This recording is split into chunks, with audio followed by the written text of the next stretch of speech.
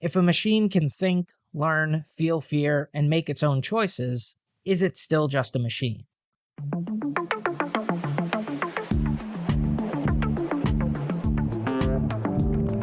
Seen it once, don't remember when. Think it's time to watch it again. Follow, subscribe, stay up to date. Episodes drop the last Friday. It's a Matt, forgot that. It's a Matt, forgot that. It's a Matt, forgot that podcast.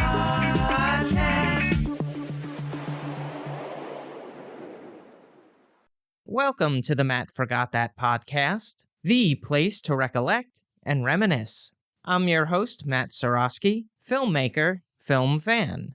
Each episode, I'm going to rewatch and review a movie or TV pilot that I've seen before but don't quite remember. It could be a blockbuster, critic's choice, or cult classic. To join in on the conversation, follow me on Twitter, Instagram, and Facebook at Matt Seroski. You can subscribe to my YouTube page where I'll post videos and clips from the show. If you have any opinions on what I've reviewed, or want to share your own trip down memory lane, use the hashtag MattForgotThat on social. Before we start, a couple of months ago, Ted Turner passed away, and I wanted to talk about the legacy that he left behind, specifically TBS. TBS occupies a unique place in American television history because it began not as a traditional cable network, but as a local Atlanta television station that helped invent the idea of a national superstation. Ted Turner purchased struggling UHF station WJRJ-TV, Channel 17, and renamed it WTCG for Turner Communications Group. He built the station around inexpensive but popular programming, including older movies, syndicated series, and most importantly, sports, such as Atlanta Braves baseball. By December 1976, he took the unprecedented step of distributing WTCG's signal by satellite to cable systems outside Atlanta. What had begun as a small independent station could suddenly be seen by households across the country, establishing the superstation model that would become an important foundation of the cable television era. The experiment proved transformative. WTCG was renamed WTBS in 1979 for Turner Broadcasting System, and its national audience expanded rapidly as cable television spread. Unlike premium services like HBO, which charged an additional subscription fee, WTBS was generally part of the basic cable packages and relied heavily on advertising. TBS demonstrated that a single television signal could become a national entertainment service without initially having the conventional structure of a broadcast network. TBS became the cornerstone of Ted Turner's much larger cable empire. In 1980, Turner launched CNN, the first 24-hour all-news cable network, and subsequently created or acquired a remarkable collection of specialized channels, including TNT, Cartoon Network, and Turner Classic Movies. TBS also revolutionized starting programs at 5 minutes past the hour or half hour, such as 8:05 or 8:35, which became known as Turner Time. Introduced in 1981, the strategy was designed to distinguish TBS from other television channels, which generally began their programs on the zeros or 30s. One important goal was to attract channel surfers. Someone flipping through the channels at 8 o'clock might discover a TBS program that was just about to begin at 8:05. More importantly, Turner Time was intended to disrupt the traditional television schedule and make it harder for viewers to switch to competing channels at the usual program ending times. Also, when TV guides were popular, TBS had its own line in the guide. So instead of being scrunched together at 6 o'clock with all the other programming, they had their own 6:05 line, which only showed what TBS was airing. So it made the channel stand out, which was important as cable television kept growing and growing. The final major chapter in TBS's Turner era came in 1996, when Turner Broadcasting merged with Time Warner, creating one of the world's largest media companies at the time. During the late 90s and 2000s, TBS increasingly evolved from a superstation built around Atlanta programming into a national entertainment network, with a particularly strong identity in sitcom reruns, original comedy, and sports. The Atlanta broadcast station eventually separated from the national cable service, while the TBS brand continued as a national network. TBS's importance is larger than its individual programs. It helped demonstrate that cable could transform from a local station into a national brand, helped establish reruns and sports as valuable basic cable commodities, and provided an important model for the development of the modern American cable industry. On to the main attraction. Each review will end with a ranking out of 5 stars. 1 star is skip it, 2 stars watch at your own risk, 3 stars standard fare, 4 stars worth checking out, and 5 stars must see. Now, if I give a title 5 stars, it doesn't mean I'm comparing it to Casablanca, Jaws, or Seinfeld. I rank titles based on other movies or TV series in that genre and at that time period. On this episode of the podcast, I'm rewatching and reviewing Short Circuit from 1986. It was directed by John Badham, who helmed coming-of-age drama Saturday Night Fever, cyber thriller War Games, buddy comedy Bird on a Wire, and political thriller Nick of Time. He was nominated for 2 Primetime Emmy Awards for Outstanding Director of the TV movie The Law, and series The Bold Ones, The Senator. The screenplay was co-written by S.S. Wilson and Brent Maddock, who scribed fantasy comedy Batteries Not Included, B-horror Tremors, and big screen remake Wild Wild West. Wiki, wiki, wiki! The cast of Short Circuit is basically a greatest hits lineup of mid-80s Hollywood. Ali Sheedy was already riding a major wave when she played Stephanie Speck, coming off War Games, The Breakfast Club, and St. Elmo's Fire.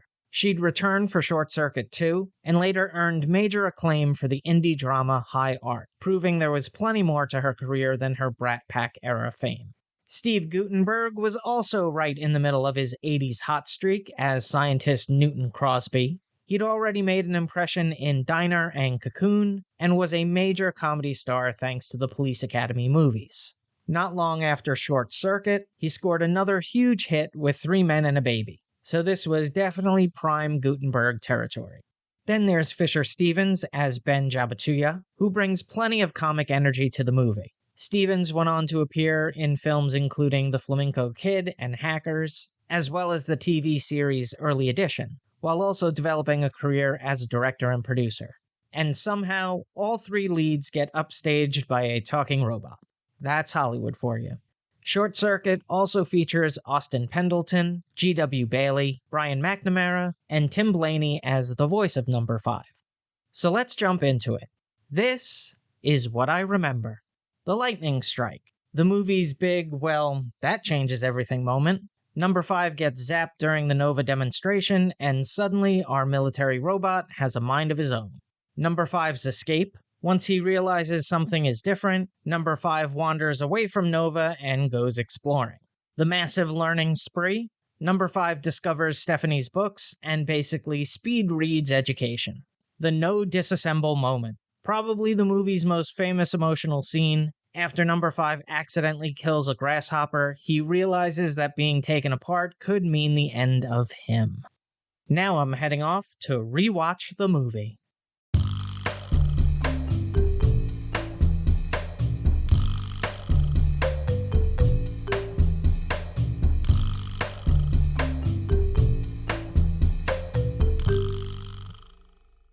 This is what I forgot. Short Circuit kicks off at Nova Robotics, where scientist Newton Crosby and his team have built a squad of seriously intimidating military robots. These machines are basically tanks with brains, lasers, and enough firepower to make everyone in the room feel extremely confident about the Cold War.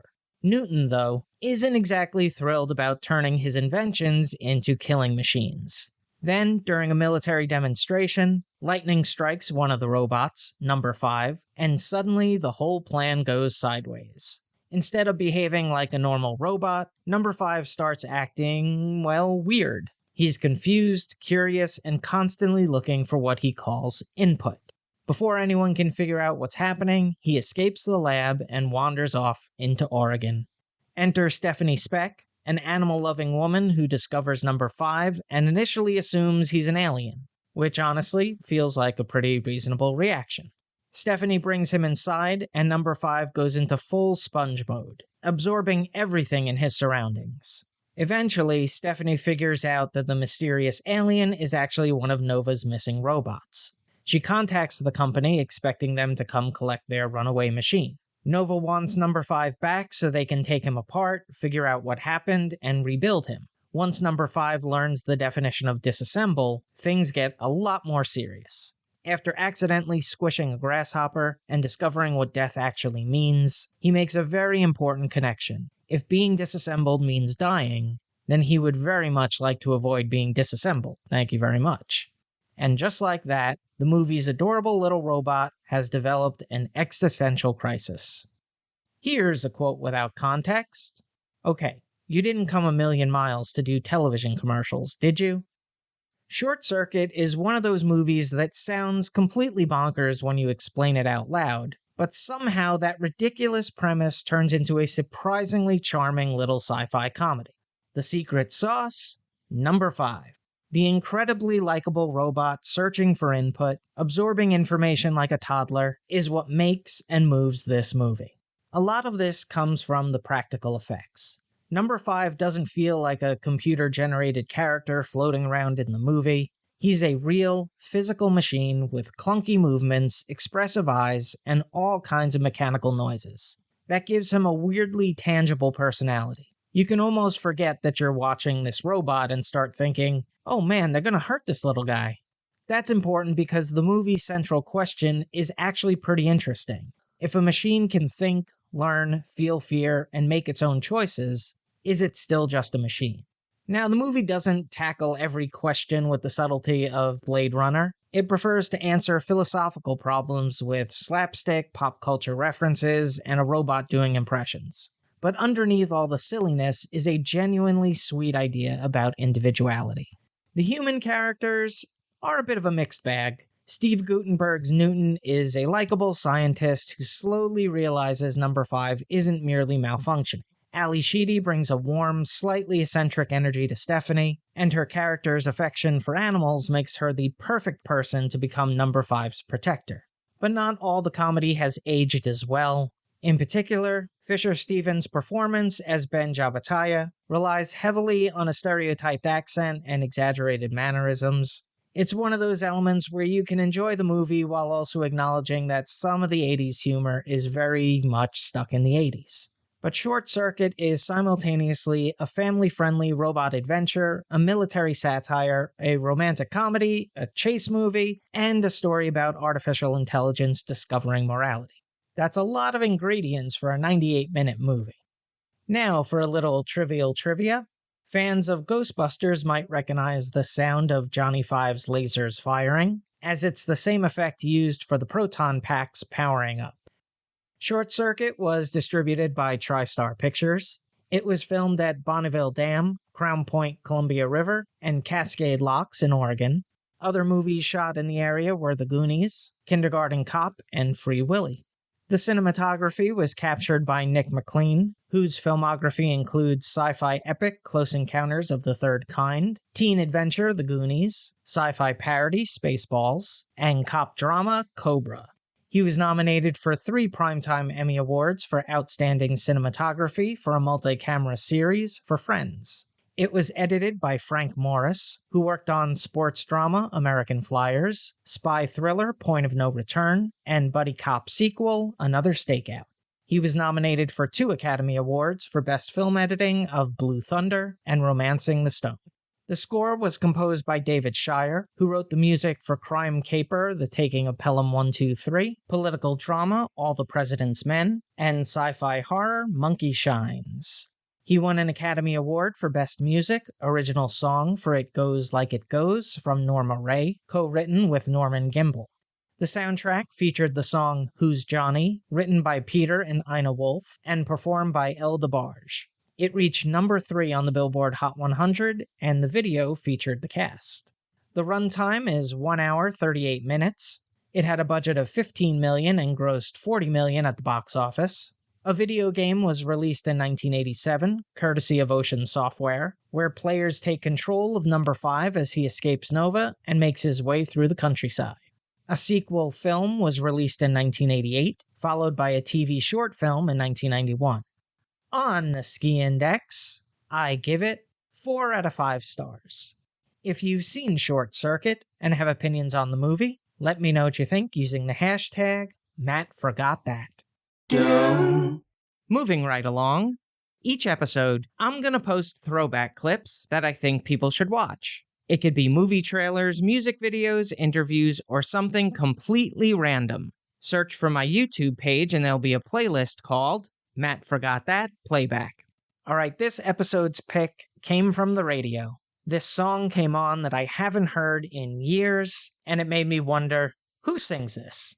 And there I went down the Wikipedia wormhole. Johnny Hates Jazz emerged from London's Rack Studios in the early 1980s, with Clark Datchler, Mike Nocito, and Calvin Hayes forming the core of the group.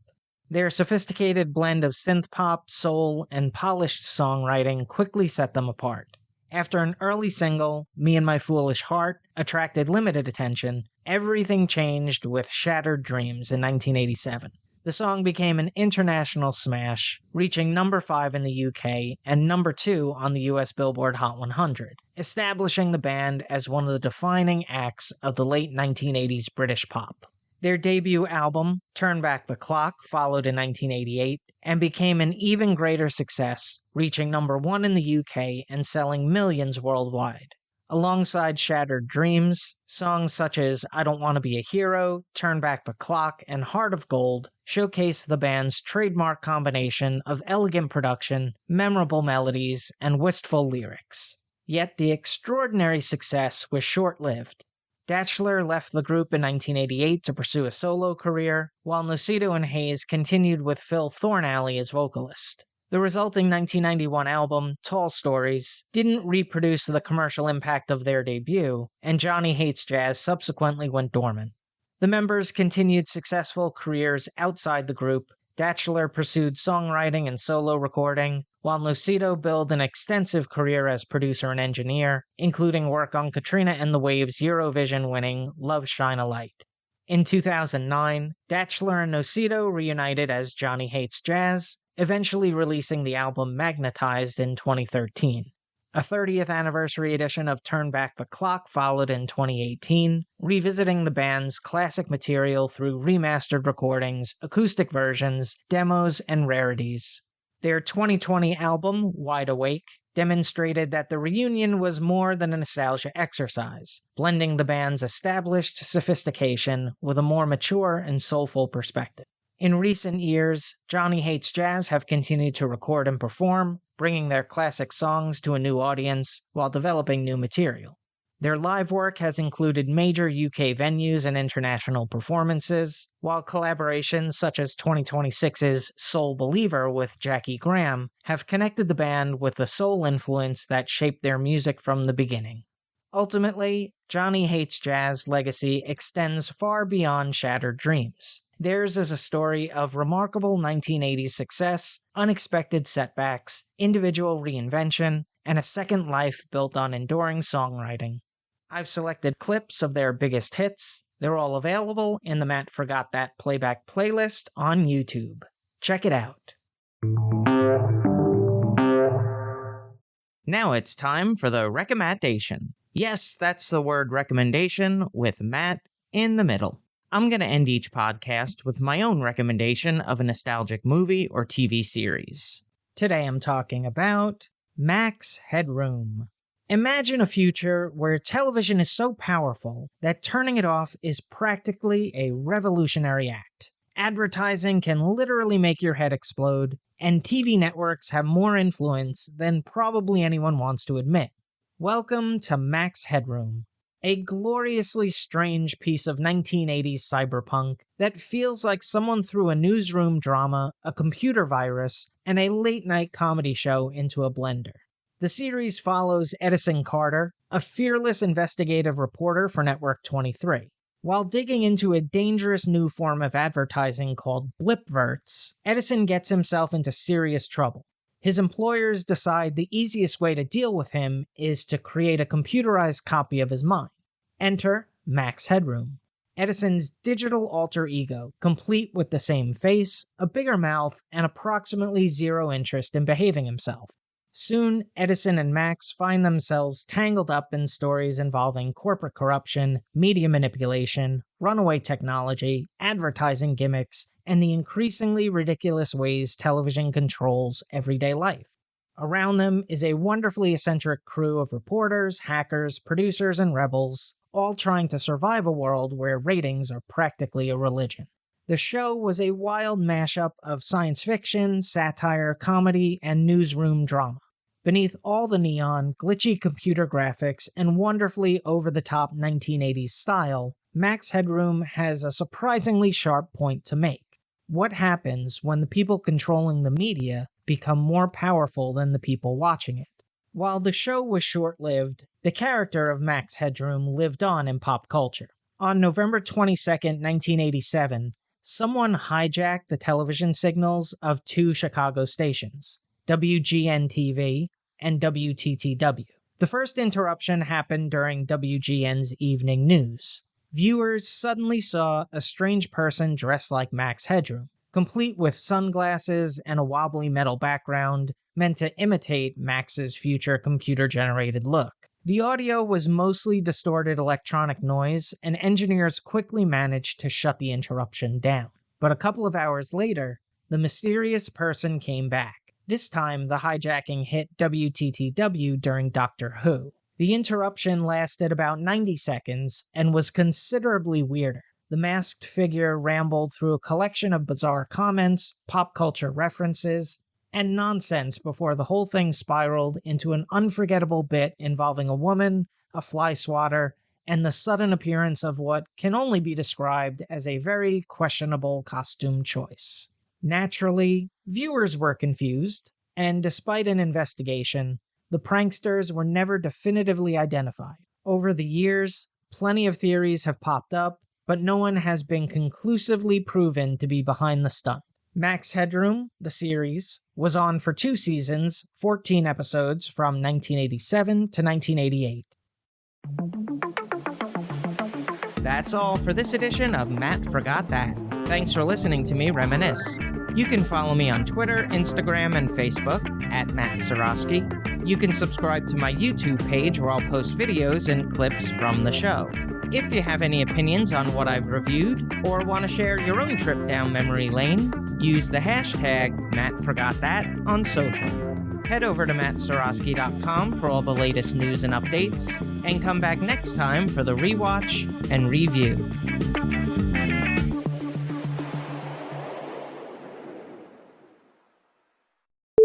Not long after Short Circuit? The score was composed by David Shire, who wrote the music for Crime Caper, The Taking of Pelham 123, political drama, All the Americans Men, All the What? In 1980, Turner launched CNN, the first 24 hours all news something network, yada yada yada. How many adjectives can we use?